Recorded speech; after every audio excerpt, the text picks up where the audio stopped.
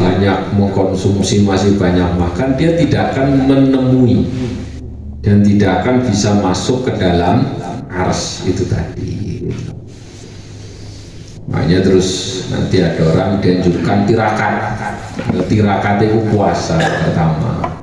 Terus mulai ngurangi makan, ngurangi sampai dia itu puasa berbukanya cuma pakai seteguk air.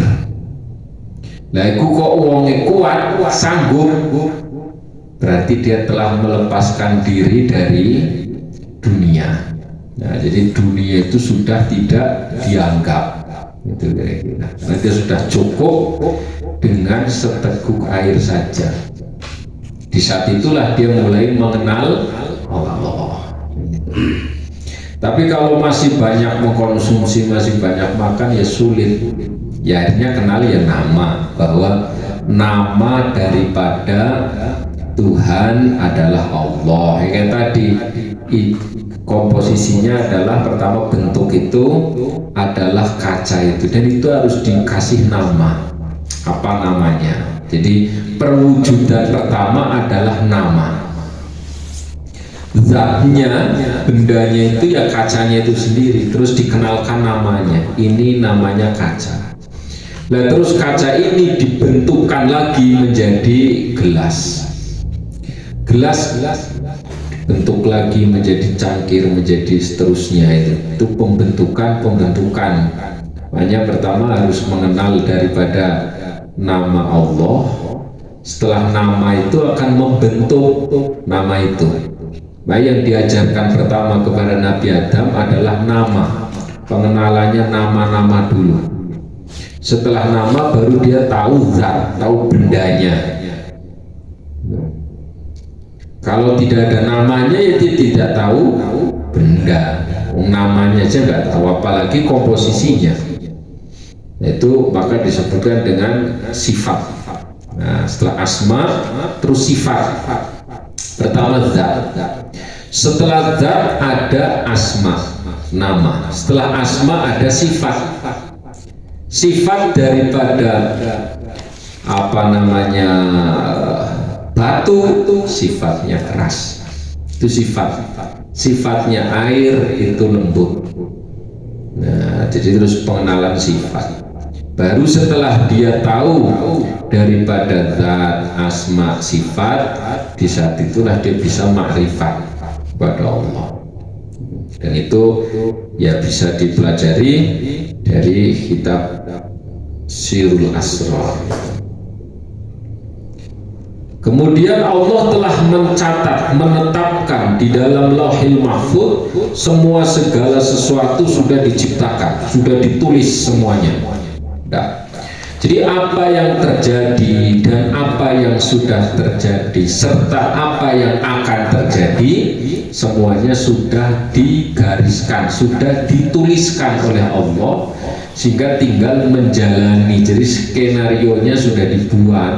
Ini agar supaya kita itu menerima apa yang menjadi takdir karena sudah dituliskan semua. Terus Allah baru menciptakan langit dan bumi. Nah itu untuk sebagai pembuktian bahwa ada Tuhan yang mengatur segalanya. Karena kalau nggak diciptakan ya tidak ada yang tahu kalau Allah itu maha agung, Allah maha besar. Bisa tahu Allah maha agung kan harus menciptakan makhluk-makhluknya dulu. Nah, terus diciptakanlah langit dan bumi. Rawahu al-Bukhari. Kaburat khianatan an tuhadditha akhaka hadithan huwa laka bihi musaddiqun wa anta lahu kadhibun. Kaburat khianatan, alangkah besar khianatnya, maksudnya sangat berkhianat sekali. Sangat berkhianat. Siapa yang sangat berkhianat? Antu hadisa akhaka hadisan. Engkau menceritakan kepada saudaramu sebuah cerita. Diceritakan sebuah cerita. Huwa laka bihi musaddiqun. Dia kepadamu Dengan cerita itu dia membenarkan wa anta lahu kadzibun, dan sementara engkau dalam cerita itu berbohong. Maksudnya orang yang sangat berkhianat adalah dia menceritakan sesuatu yang sesuatu itu dipercaya orang lain sementara dia sendiri berbohong. Itu orang yang sangat berkhianat. Artinya secara akademisi itu tidak diperbolehkan. Makanya orang kalau memang betul-betul ingin cerita yang yang ilmiah, itu harus ada referensi, harus ada judul yang jelas, nggak boleh asal ngomong. Cuma namanya zaman akhir. Zaman akhir orang cerita itu nggak ada referensi, nggak ada dasar, asal ngomong. Nah ini, jadi orang yang asal ngomong ini termasuk orang yang berkhianat. Makanya kita nggak boleh mengkhianati ilmu. Bagaimana mengkhianati ilmu? Ya menyampaikan tanpa dasar. Itu namanya berkhianat itu. Jadi ngomongnya itu asal, nggak ada landasan. Nah kemudian dipercaya orang, nanti orang itu percaya padahal dia sendiri tidak percaya. Nah ini biasanya nanti cerita-cerita yang aneh-aneh. Nah itu yang begitu-begitu ya secara keilmiahan kan harus dipertanggungjawabkan. Dia ngomong apa itu harus ada tanggung jawab. Ini jadi orang yang sangat berkhianat adalah orang yang menceritakan, artinya menyampaikan sesuatu kepada orang lain. Orang lain percaya sementara dia sendiri berbohong. Nah itu orang yang paling berkhianat di dalam dunia keilmuan. Makanya ilmu itu nggak boleh sembarangan asal menyampaikan, itu nggak boleh. Kalau sekarang pokoknya pinter ngomong, pinter ngonten ya sudah bisa. Terus pakai kopiah, pakai sorban ya sudah jadi. Rawahu Abu Dawud. Katimul ilmi yal'anuhu kullu syai'in hatta al-hut fil bahri wat tayru fis sama. Orang yang menyimpan ilmu, orang punya ilmu, ilmunya disimpan, maka segala sesuatu melaknatnya, sampai ikan yang ada di lautan dan burung yang ada di udara. Orang yang menyimpan ilmu itu dilaknat oleh semuanya melaknat dia, termasuk ikan, burung, hewan itu ikut melaknat orang yang menyimpan ilmu. Mana ilmu itu nggak boleh disimpan. Ilmu yang apa? Ilmu yang pokok nggak boleh disimpan. Sehingga ilmu nanti dibagi tiga. Ada ilmu syariat wajib disampaikan, ada ilmu tarekat disampaikan kalau diminta, dan ada ilmu hakikat yang tidak bisa disampaikan. Nah, jadi kalau ilmu syariat ini harus disampaikan. Orang yang nggak menyampaikan ilmu itu, dia sengaja menyimpan ilmunya, itu dilaknat. Sehingga termasuk sifat daripada Nabi adalah para Rasul itu punya sifat tabligh. Tabligh itu menyampaikan. Nah, jadi nggak boleh nyimpan ilmu pertanian disimpan, ilmu bisnis, jadi ilmu itu ada orang punya ilmu disimpan, mesti kan isinya kayak dimusuhi orang, ya. Jadi ilmunya hanya untuk diri sendiri. Ilmu itu harus disampaikan, itu nggak boleh disimpan. Cuma dia nanti ada aturan main, bagaimana cara menyampaikan ilmu itu. Jadi harus harus sesuai, nanti ada aturan, nggak asal-asal menyampaikan. Nanti dia sendiri belum yakin menyampaikan, itu nanti nggak boleh.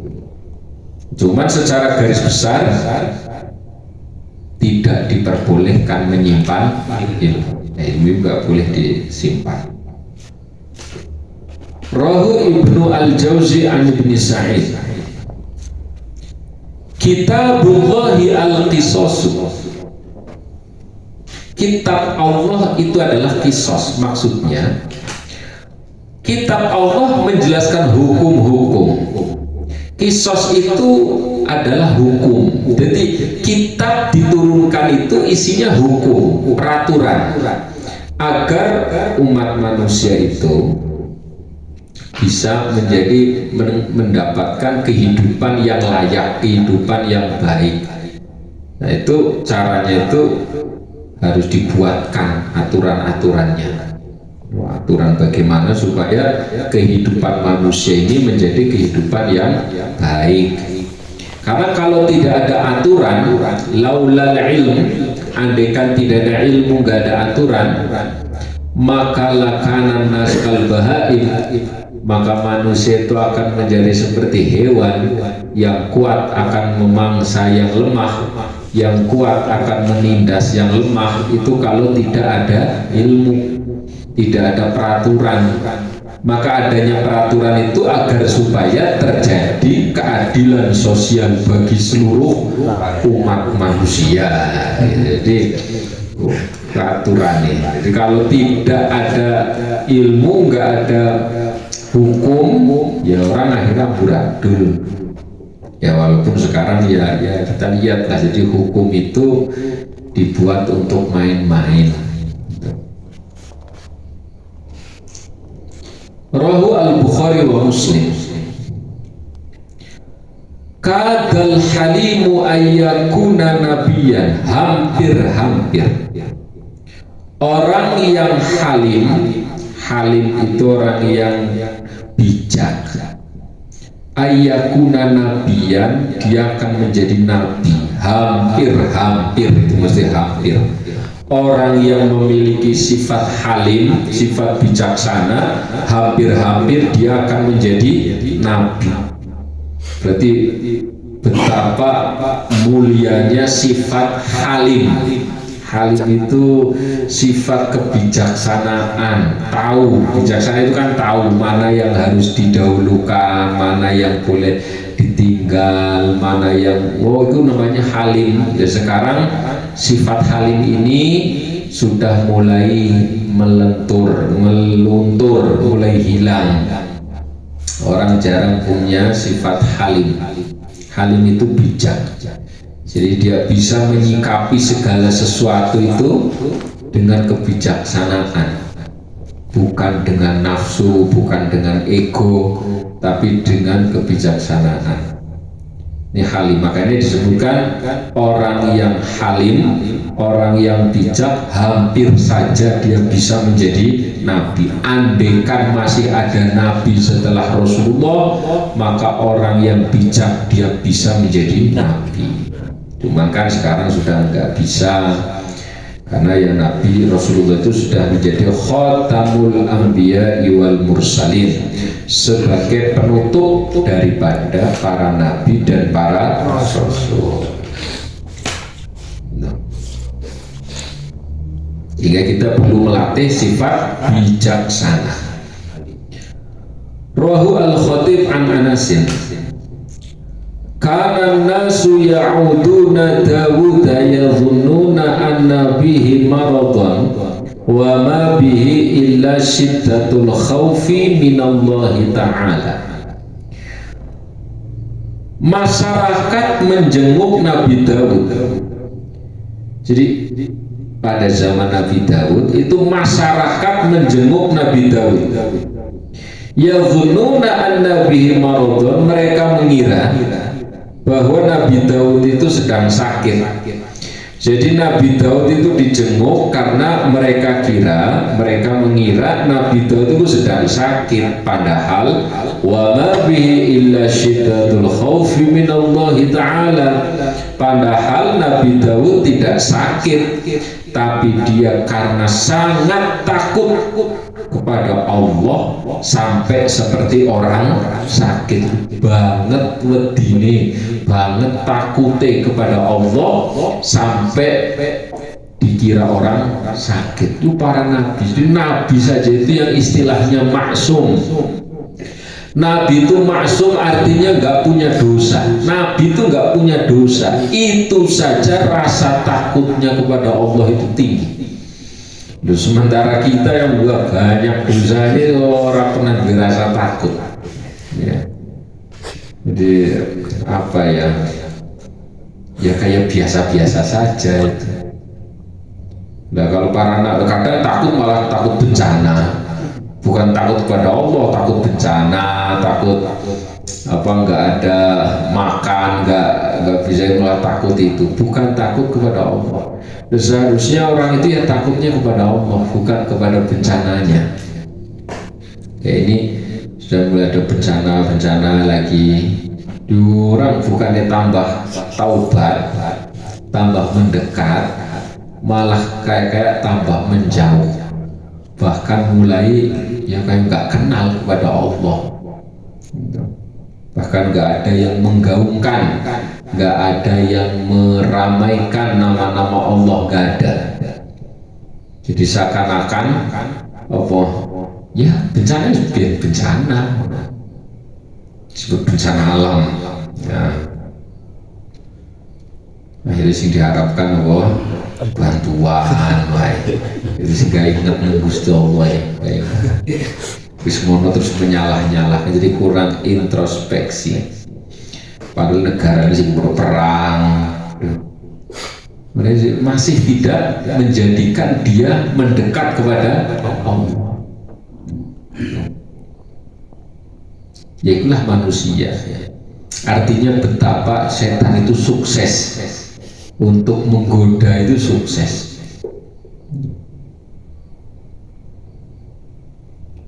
Nabi Daud, jadi Nabi Daud itu sering dicontohkan untuk sholat yang paling bagus ya sholatnya Nabi Daud. Puasa paling bagus ya puasa Nabi Daud. Kenapa yang dicontohkan Nabi Daud? Karena Nabi Daud itu beliau itu seorang raja, artinya presiden lah kepalanya. Dia raja, punya istri banyak, tapi ibadahnya maksimal, bahkan sehari puasa sehari nggak puasa. Terus sholatnya dibagi menjadi 6, jadi semalam itu dibagi 6. Bangun sholat terus tidur, bangun lagi tidur, begitu. Itu lebih berat karena ini begadang langsung malah kuat, tapi ini tidur ya 15 ini paling berat. Ibadah Nabi itu ibadah yang paling berat, sehingga ini diapresiasi oleh Allah. Dicontohkan bahwa sholat paling bagus sholat Nabi Daud, puasa paling bagus ya puasa Nabi Daud, karena dengan kesibukannya beliau masih mampu untuk munajat kepada Allah. Jadi istimewa. Sudah begitu banget lebihnya kepada Allah sampai orang mengira dia sakit, itu ya, sampai pucat, sampai ya itu. Ini kita enggak sama sekali, pede, tenang. Rahu Ibnu Asakir an Ibni Umar, kana rajulun yudayinun nasa, fakana yaqulu li fatahu, idza ataita mu'siran fatajawaz anhu, la'alla Allah ayyatajawaza anna, falaqiyallaha fatajawaza anhu. Ada seseorang yang senangnya menghutangi orang lain, wong senangnya menghutangi orang. Berarti wong sugih bisa menghutangi orang. Terus fakana yaqulu li fatahu, dia ngomong kepada pembantune. Jadi dia punya pembantu, wong sugih dia pembantu, ngomong, idza ataita mu'siran, kalau kamu mendatangi orang yang masih susah, maksudnya urung iso bayar, kalau kamu mau nagih orang yang masih belum bisa bayar utangnya, fatajawaz anhu, ya wis di apa sih istilah, diikhlaskan saja lah, usah membayar, dimaafkan saja, udah dimaafkan. La'allallaha ayyatajawaza anna, karena supaya barangkali Allah nanti akan memaafkan kami. Maka falaqi Allah, setelah meninggal dia jumpa dengan Allah, fatajawaza anhu, maka Allah memaafkannya. Ada orang kebiasaannya menghutangi orang lain, jadi menghutangi. Nanti dia ngomong sama anak buahnya, kalau kamu nagih kepada orang yang memang belum sanggup bayar, ya udah biarkan saja, artinya ya nggak usah ditagih lagi, udah diikhlaskan lah kapangan, nggak usah bayar ya. Supaya apa? Ya harapannya agar kita pun nanti dimaafkan oleh Allah. Ini punya dosa, nanti dosanya bisa dimaafkan sebagaimana kita memaafkan orang yang punya utang, dia nggak usah bayar. Maka kita punya dosa nanti nggak usah dituntut dosanya. Akhirnya dia meninggal ketemu dengan Allah dan betul-betul dimaafkan. Artinya enggak dituntut oleh Allah. Ini menunjukkan bahwa Allah itu ya punya bermacam cara untuk memuliakan hamba-hambanya, tidak hanya dengan ibadah-ibadah tertentu. Jadi tidak hanya dengan sholat saja, enggak hanya dengan puasa saja, dengan ibadah-ibadah yang lain yang mungkin bahkan orang menganggap ini adalah kebiasaan keseharian. Jadi ilmu atau kebiasaan keseharian ini bisa menjadikan amalan pengampunan dosa. Ya artinya banyaklah. Kita itu harus memiliki sesuatu yang menjadikan semakin ya menjadi andalan istilahnya. Ibadah andalan itu harus punya. Kalau kita tidak rajin sholat, ya punya andalan puasa. Gak rajin sholat, gak rajin puasa, punya andalan sedekah.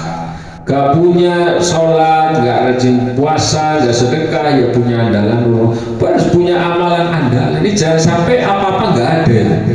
Sholat biasa, puasa biasa, sedekah biasa, semua jadi nggak punya amalan yang bisa diandalkan nanti di hadapan Allah. Gitu. Ya kayak nabi-nabi kan punya keistimewaan masing-masing. Nabi punya keistimewaan. Gitu. Dan sehingga ya kita harus begitu juga, artinya adalah sesuatu yang memang kita andalkan, rajin baca Quran, atau adalah amalan tertentu yang memang menjadi kebiasaan dan tidak pernah ditinggal. Nah, itu harus memiliki kayak orang ini. Jadi dia mungkin bukan menggunakan pahala sholatnya, tidak menggunakan pahala puasa, tidak menggunakan, tapi cuma punya andalan. Dia senang menghutangi orang. Nanti kalau orangnya nggak bisa bayar, ya nggak usah suruh bayar. Dengan itu dia dimaafkan oleh Allah, ya dia dimasukkan ke dalam surga. Ini amalan ya, jadi ya apalah terserah, setiap orang kan masing-masing ya, ada yang dengan menggunakan amalan puasa, ada yang punya amalan sholat dan sebagainya, atau ada dengan menggunakan pemikiran dan menggunakan ilmu, punya ada sesuatu yang jadi andalan, landasan itu bisa. Ya, kalau yang seperti ini kan harus orang yang kaya, ini harus orang kaya karena bisa menghutangi orang. Ya, kalau nggak kaya gimana mau menghutangi orang, dia pun tidak kaya. Rahu asy-Syaikhan an Abi Hurairah radhiyallahu anhu.